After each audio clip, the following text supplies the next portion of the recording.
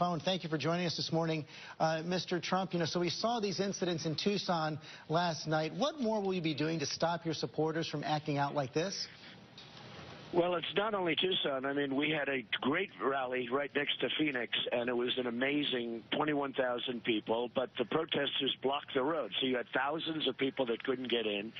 Sheriff Joe, who did a fantastic job, immediately arrested 3 people, and the rally totally broke up. It totally broke up. The people that were protesting, and they left, and they went, and there was no more problem, and everybody went in. We had 21,000. There wasn't one word during this massive rally. But what about this violence, Mr. Trump? Then a little bit later on, we went to other areas. I mean, we went all over. Frankly, we went all over Arizona.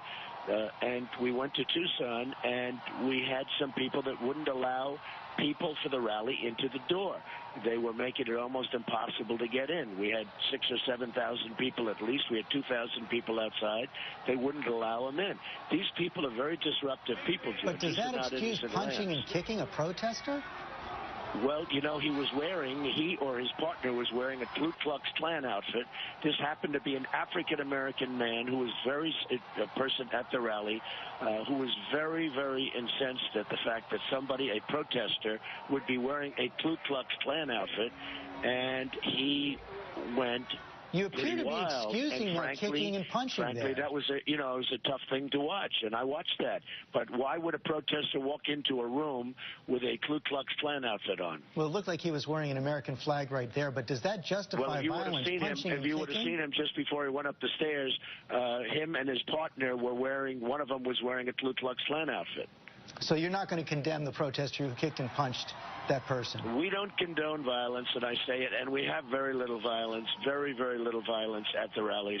As I said, in Phoenix, we had 21,000 people. We didn't even have anybody stand up and try and disrupt. They're disruptors, and they're really stopping our First Amendment rights. If you think about it, George, they blocked a road.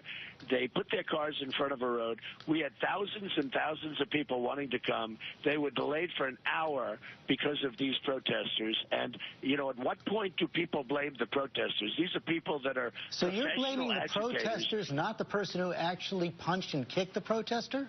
No, I'm saying this. These are professional agitators, and I think that somebody should say that when a road is blocked going into the event so that people have to wait sometimes hours to get in, I think that's very fair, and they should be blamed there, too.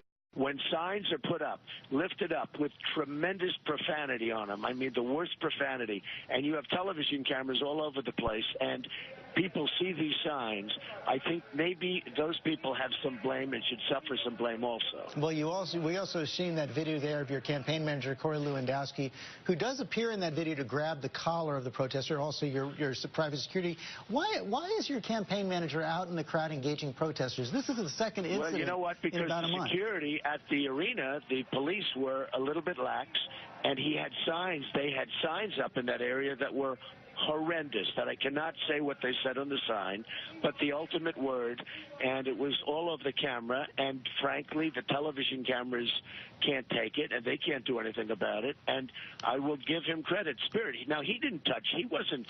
Well, the video does show that he touched him. Your private security pulled him, but it does show he grabbed the collar. I mean, I give him credit for having spirit. He wanted them to take down those horrible profanity-laced signs. Look, these are disruptors. They go into a room with 20,000 people, or they go into a room with 6,000 or 7,000 people, and they stand up and they start shouting things. And at some point, somebody should say, I will say this, Sheriff Joe Arpaio in Phoenix arrested 3 people. As soon as he arrested those 3 people, everybody else immediately left. Well, but it is the job of the police to arrest protesters who are being disruptive, if they are indeed breaking law. There's no question. That happened. But you appear to be that happened in the Phoenix area. It didn't happen in Tucson. You appear to be much more upset by the protesters than by the violent response to those protesters. I am very, I wouldn't use the word upset.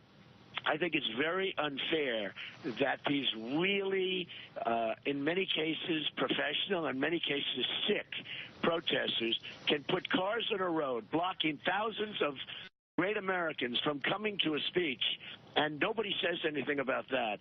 But they'll say something about whatever. I will tell Kicking you, George, and punching it's a a very protester. unfair. It's a very. Let me just tell you, it's a very unfair double standard. Why don't you mention the fact that people were delayed for an hour to get into an arena? In the only road going there, that they were delayed for an hour because people were blocking the road. And why don't you say in Tucson, where the people were blocking the main entrance into the arena? We showed that blockade right at the top of the broadcast.